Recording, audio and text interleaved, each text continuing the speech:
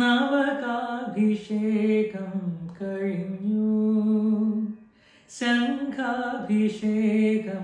കഴിഞ്ഞു. നമസ്കാരം.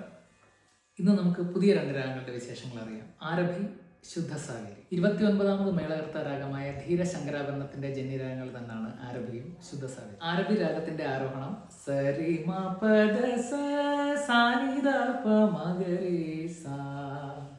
അതേസമയം ശുദ്ധ സാവേരിയിലേക്ക് വരുമ്പോൾ സരി മ പദ സ സാധ പ മരി സാ. അവരോഹണം മാത്രമേ വ്യത്യാസമുള്ളൂ.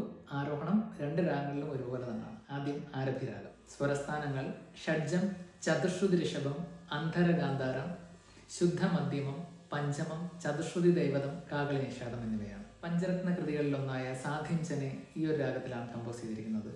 സാധിം ചനെ ഓ മനസാ സാധിം ചനെ ഓ മനസാ സാധിം ചനെ.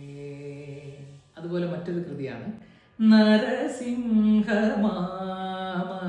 ഭഗവൻ നിത്യം. നരസിംഹമാമവ ഭഗവൻ നിത്യം.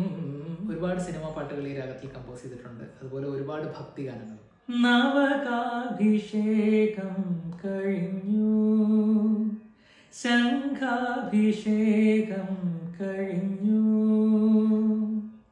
നളിന വിലോചനൻ ഗുരുവായൂരപ്പന്റെ കമനീയ വിഗ്രഹം തെളിഞ്ഞു.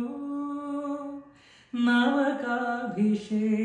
അതുപോലെ മാവേലി നാടുവാണി ഇടുങ്കാലം, പുത്തൂരം വീട്ടിൽ ജനിച്ചവരെല്ലാം, ശ്രീപാദം രാഗാദ്രമായി ഒരുപാട് സിനിമാ പാട്ടുകൾ. ആരഭിയും ശുദ്ധ സാവേരിയും കേട്ടാൽ ഏകദേശം ഒരുപോലെ ഇരിക്കുന്ന രാഗങ്ങളാണ്. ശുദ്ധ സാവേരി രാഗത്തിലെ പ്രധാനപ്പെട്ട ഒരു കൃതിയാണ് പരിപാലിഞ്ചു മാനേ പലുമാരു വേടീതേ പരാഗു ജേസിരേ മരിയവരുനാരു